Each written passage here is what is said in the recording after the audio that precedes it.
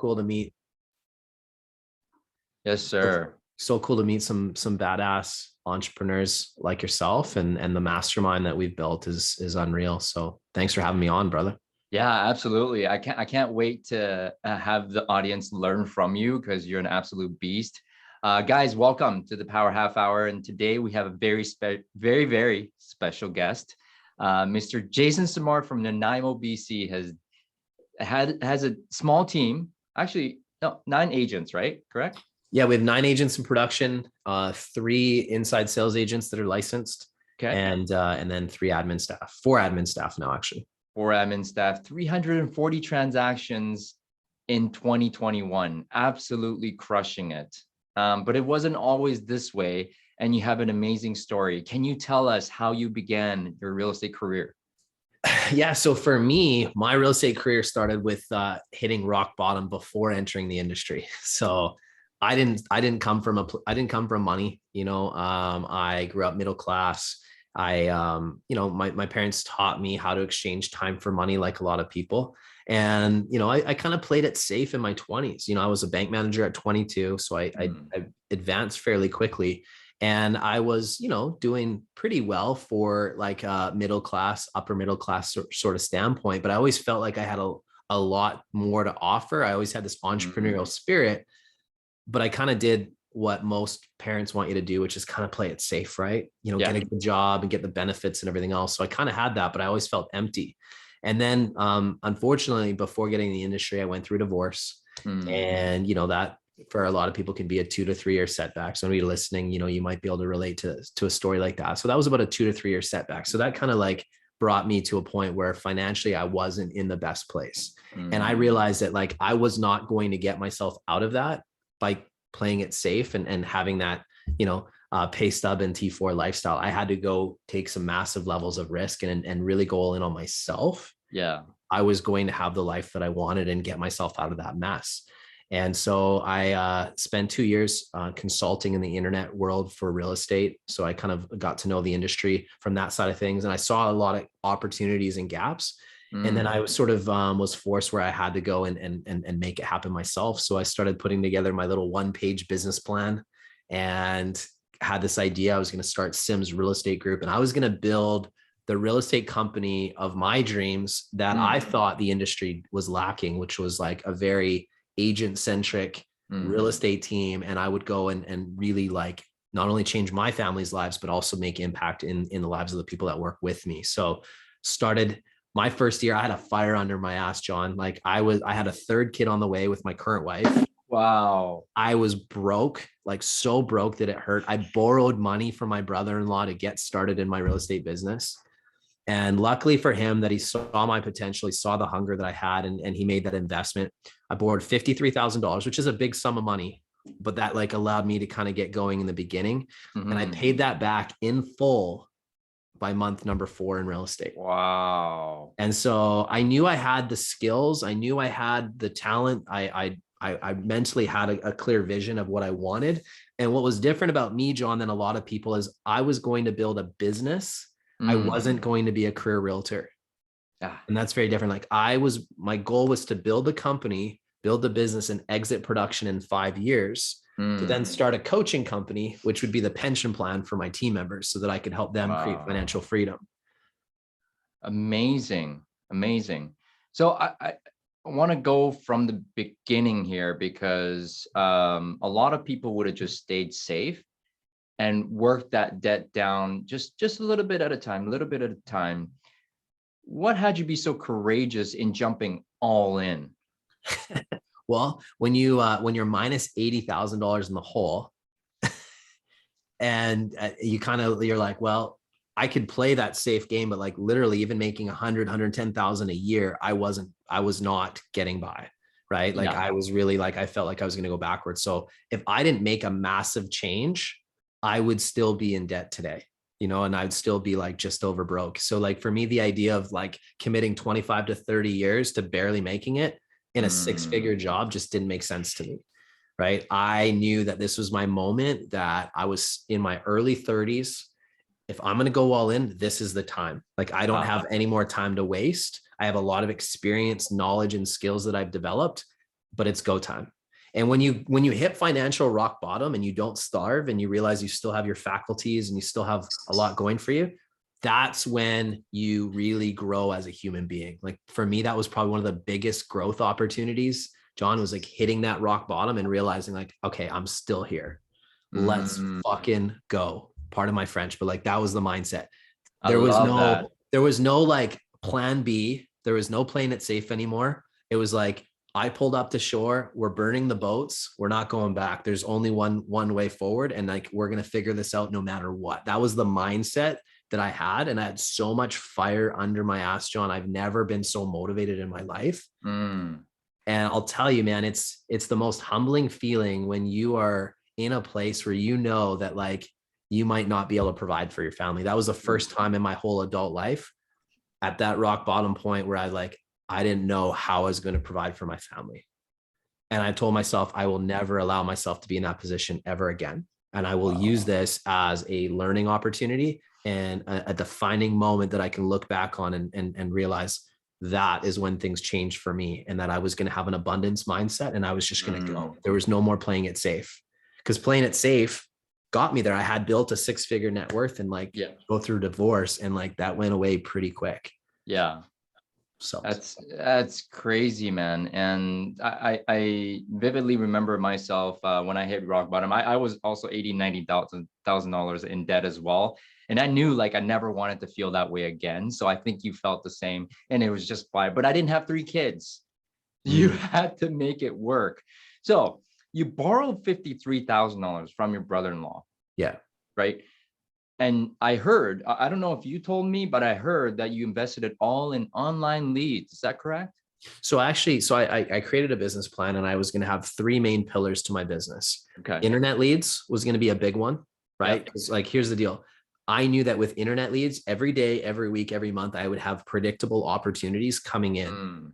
And for me, like I can control my output with this little device here. I knew that I could call, text, email, bring value, and I could be a savage that way, right? Like just constantly working it. Second thing was social media. I knew in my marketplace, nobody had really utilized social media at all. It was still the old school repeat, referral, bus benches, mailers. And I wasn't going to be able to compete against agents that have been doing mailers for 25 years to the same neighborhoods, not on that level. So I was like, I'm going to utilize social media to build affinity and trust and to build a brand and to like literally create omnipresence in my market where people would see me everywhere. And I would be consistently coming from a point of value.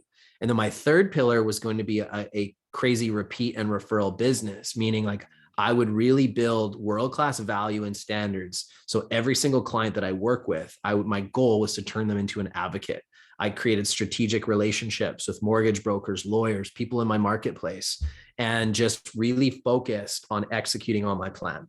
And by having those 3 pillars, it stopped me from getting shiny object syndrome, which is a problem that a lot of people are plagued with. They're constantly looking for some new thing that they need to do that's going to solve all their problems. But the reality of it is, as you and I know, if you can stay consistent, stay disciplined, and do it for at least 12 months, you'll really be able to realize the potential of a marketing pillar. And so I stayed laser focused, and I was like, all action, baby. Like, if you were in my brokerage, I was at a Remax back then, and they had really thin walls. Yeah. I joke because I call it low income housing nowadays, because that's kind of like what it felt like. I literally would have noise complaints because I had my headset on and I was pacing the halls. Like, I'm not one of these guys that can sit still. Like, I'm constantly moving, pacing, and I would be doing my prospecting, my bomb videos, and just working it. And my managing broker would pull me in every second day, like, hey man, like you got to stay in your office. Like, people are complaining that you're being too loud. And so anyways, I got my own office about 6 months into the business, so I didn't have that problem. Yeah. But yeah, that was kind of the focus, man. Just like hard work and just like income producing activities. I hired an assistant. So with that 53,000, I hired an assistant in my first 3 weeks. Do you know how many people I rolled and thought I was nuts? But I was like, I'm like, hey, these are like 20 something dollar an hour tasks that I can have somebody else do a way better job. And then I can stay focused on business development. And I was so blessed and lucky that I found someone who had like 8 years experience being like an assistant who could help me on the contract side. And like, I could learn from, but could then really be like that stable arm and presence. And she still works with me today. She's actually our office manager in our company. So That's that was amazing. not the most traditional path that most people would take. But like, I just knew that like failure wasn't an option. Like there was no looking back, man. I was all action and I was moving forwards. Dude, failure is not an option. See, not a lot of people would have this type of motivation. What do you say to people that are seemingly complacent right now? And, you know, they're doing okay, but they want to go to the next level, but they're not. It's like, do I want to go get rejected, you know, 50 times a day if my income is okay already? What do you say Right. to that? Well, I think you have to find like a strong enough why that's going to motivate you and push you. And sometimes people put themselves in these positions or they manifest these rock bottom positions in a way because it's like there is no other option. I Mm. always say this, there's a lot of full belly realtors out there that are making really good money and they're sleeping in silk sheets at night, something you and I've talked about before. Yeah. How Yeah. the fuck do you get motivated when your life's easy? And that's a hard thing for people. So like figure out a way to make yourself really uncomfortable. Maybe it's like Mm. set your goals so big that they make you uncomfortable and scared again. And that for me, that's a big one. So my first goal coming in was Mm. like, okay, I want to build a business and I want to secure my family. So I never feel that like what it's like to have another human have a thumb on me, to know that like I literally like anything goes sideways, like my family's in serious detriment. I never want to feel that. Well, once I secured my family, my new obsession became how do I help create financial freedom and security for all the Mm. people that help me get in this position. And that's where like the EXP opportunity finally clicked for me. I Yeah. finally found something where I could literally build the world's most amazing pension plan and take care of those people that allowed me to get to financial freedom. So now my why has shifted and my obsession now is how do I make impact and change their lives so they can feel the same financial confidence and security that I feel. And so that is how I kept myself motivated. Because, like, listen, John, Mm. 3 years ago, I could have retired and I could live a good life. I could go play golf. I could do all Yeah. sorts of stuff. But like, I can't do that. Like, I have business partners that have like believed in me, that have gotten behind me in this whole vision of building our Sims Real Estate Group brand and our coaching and everything else. I can't let them down, man. Like, I gotta help them become financially free. And like, I'm obsessed. So I have this like goal by 2025 that I will have built our rev share to where it's 7 figures annually. And my goal is to literally give away 90% of it to those people that help me get to that position. Wow. And that's That's like, so amazing. like, I literally think about it almost every day. And that keeps me from getting complacent.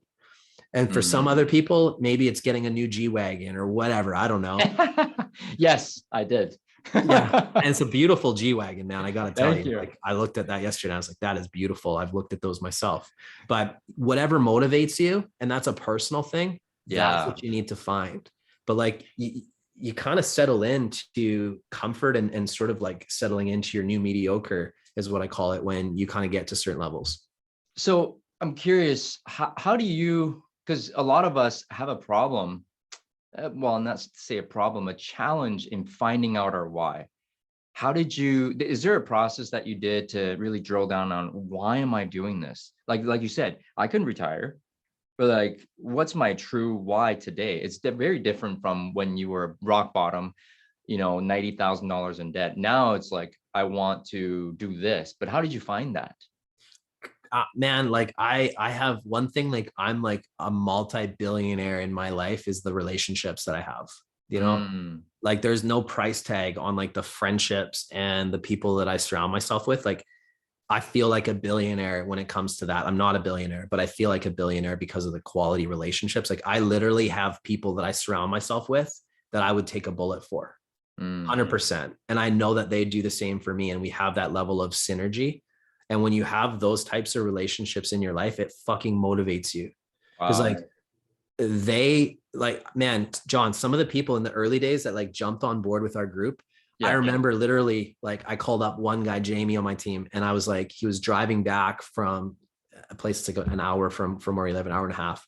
And I remember telling him, hey, Jamie, and I'm like 4 months in the business. Hey, Jamie, here's what I'm doing. He was working at a mill, but I knew this guy was just like a beauty and like had all the potential to be successful. And I remember calling him and being like, Jamie, here's the opportunity. I kind of painted the picture for him. And his wife, Misty, is like, he's in. He's Mm. in. He literally gave me blind faith, quit his job, had a Wow. security, quit his job, and jumped in feet first. I remember Jackie, another guy on my team, same thing.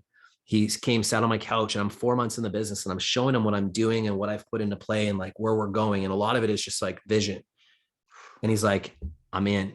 He quit his Wow. job the next day. He also, at the time, he had 3 kids with a fourth on the way. Right. Oh And my like, he's like, and he just gave up like a job that provided for the family, didn't give him the like comforts and luxury, but he had a good job. And he gave that up and gave me blind faith. And there was like all these amazing people that got behind this vision that we built. And I'm like, I will never, ever be able to repay them. I will forever be in their debt, grateful that they believed in the vision that we had and jumped in feet first. So like, it's easy for me to be motivated. I'm so fucking My motivated gosh. because these people are amazing. Like literally, like my business partners, and I treat them that way. I make sure that they benefit from everything we're building. They're all my partners. And there's so many other people in our company. Like I could sit here and name them off, but like the impact that I'm making, changing people's lives, brother, that's addicting. And it's the best feeling in the world. So yeah, for me, motivation is not a problem whatsoever. That's awesome. And I learned that from you is really helping people. And from my coach the other day, she's like, well, if all it is about yourself, you making, 300 deals, making this money, you're good. But how many millionaires can you make in the next 10 years? You should ask yourself that question as a leader, right? And I really thought about that. I'm like, wow, that really excites me. So who wants to be millionaires with us is the question. Yeah, exactly. Right. And And why do you want to be a millionaire? right. Dig deeper. Because Yes. I'll tell you, man, I've had the nice cars. I've had that. It's empty. It can feel very empty. Like John, you got the beautiful Lamborghini. Honestly, though, like how long did it take for that feeling to wear off of having and owning that? I think 5 minutes after. Yeah. It's Yeah. like, and it's funny because like when you don't have money, you look up to people like yourself and others that have these things. And you think that will bring you happiness, and it doesn't. It's so empty. Nope. When you're chasing these top 100 awards and you're like, all of a sudden you made it to number 1 in your brokerage or number 5, that gets empty. And what it does, it creates a cycle of like, you're never satisfied and you're never fulfilled. And all it does, your baseline just changes over time. And it's like, if you want a path to misery, start chasing things like material things. Ooh. That is a path to misery. If you want to have like abundance and like an amazing life that's fulfilled, focus on the quality relationships in your life. Wealth will come when you help other people get what they want out of their lives. Dude, focus on the quality of relationship. I think that is true wealth, along with time freedom as well. I mean, we can't forget about that. But what I see from you, Jason, is that you're an amazing leader. Did you always have those leadership qualities, or did you take like endless courses just to get to where you're at today? Yeah, that's a great question, man. Like I've always been a passionate person, I'm definitely passionate, and I've always like, I'm very empathetic, and I care a lot about people. Like one of the things that like, my business partners make fun of me all the time is like, Jason, your heart's bigger than your brain. And you know what? I'm fucking okay with that. Yeah. Because you know what? Good. I lead with heart. And you know what? I don't always get it right, but like I lead with heart and my intentions are pure. And I genuinely want to see people win. Like I believe in lifting people up, not pulling them down. And man, like when you have that, it fires you up. So like, I think I've always been a leader since like, basically I remember grade 10 was a pivotal moment for my happiness. Grade 8 and 9 in high school, I was trying to like be a follower and I was like being somebody that I wasn't. And I remember in grade 10, I made a decision. I was just going to be myself. And I was like the happiest that I'd ever been. And I'd always been like an old soul. I'd always been very future focused, and I had big goals and everything else. And I just sort of embraced that I am a leader naturally. Like I love being that guy that's like, hey, game time, give me the ball, or hey, give me the opportunity. Like I want to be that guy. But I also understand the importance of passing the ball around and helping lift other people up. If you want to succeed and win, help other people succeed and win. Like if you look at how billionaires get created, well, billionaires get created because they've helped thousands of people or millions of people improve their Become lives, millionaires. Yeah. right? Yeah, And exactly. like that's literally the path. If you want to become a millionaire, we'll help as many people as you can get more out of their lives, and then it'll come back to you. Same thing on the billionaire side, right? It's like a simple strategy, but a lot of people have a hard time always looking at like what's in it for the other person. They always think, well, what's in it for me? And Right. if you make decisions and everything like, well, how does this benefit me? And all you think about is yourself first, you're not going to be a great leader because people are going to pick up on that. And I always tell people, when you focus on the pennies, you lose out on the dollars. Ooh. There's so much gold that you gave us just now. I mean, it's crazy. But what I'm getting right now is that quote that if you help enough people get what they want, you'll eventually get what you want. Was it Brian Tracy or Jim Rohn? I don't know. I'm not sure who said it. It's probably been repeated over and over in history. So true though. You know, there's a book that I'm obsessed with. It's called The Go-Giver.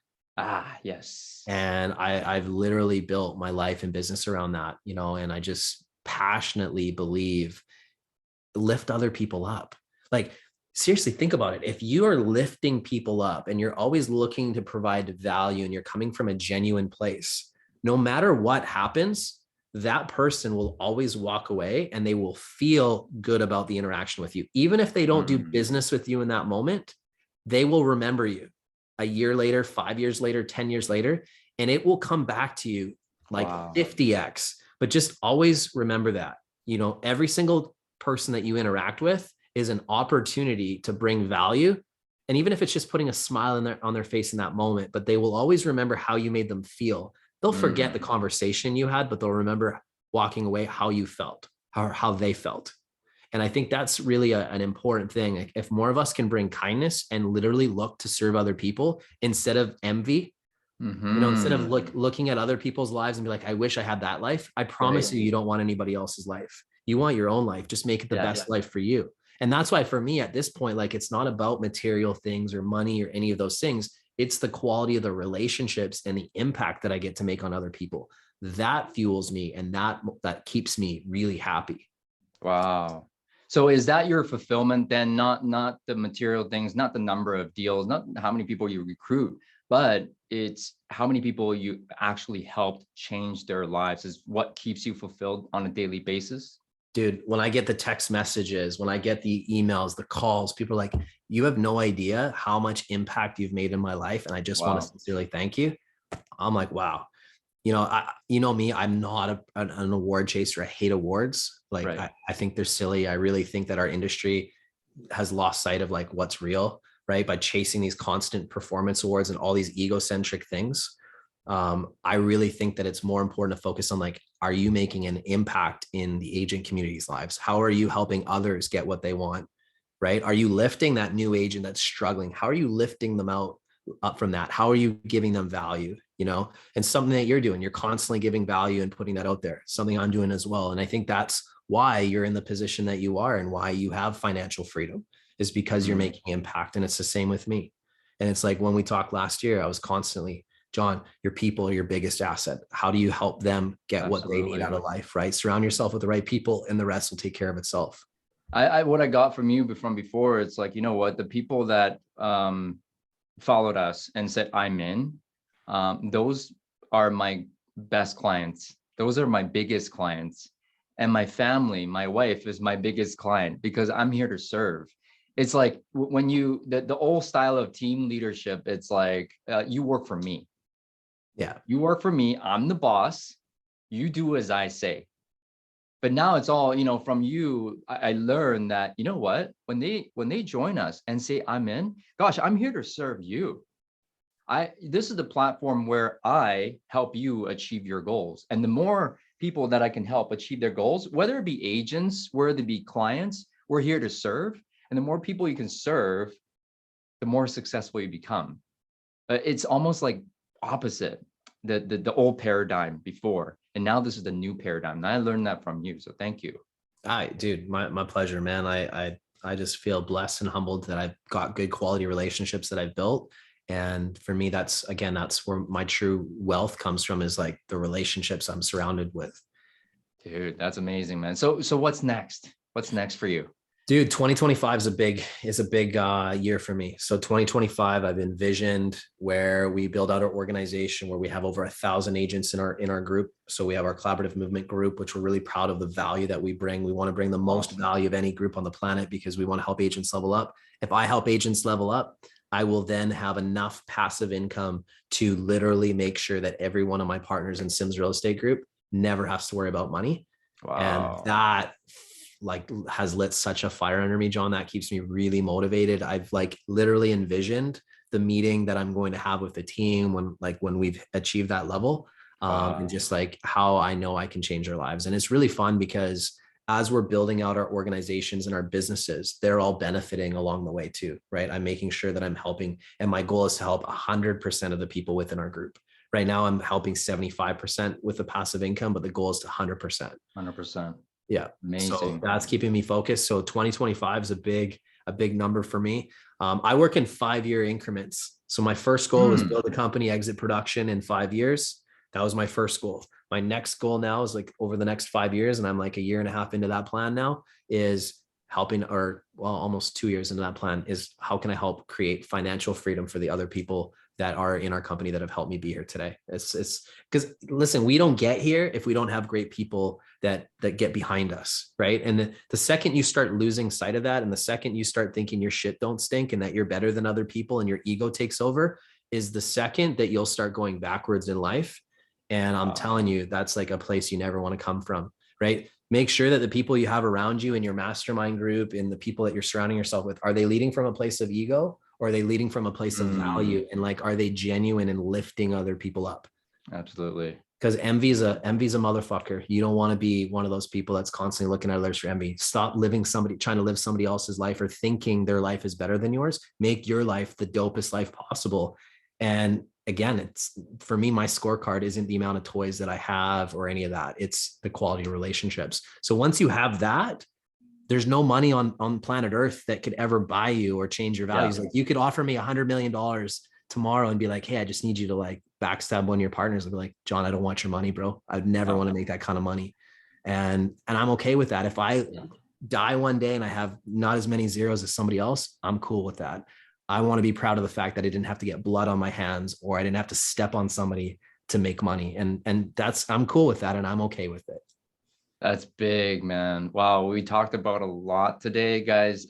Keep that vision in front of you, plan ahead, right? And see if you can live your life today as though it were your last. Live your best life. Don't pay attention to anything else. Just tunnel vision on what you want to achieve and contribute to the people around you, build great relationships, and the money will come.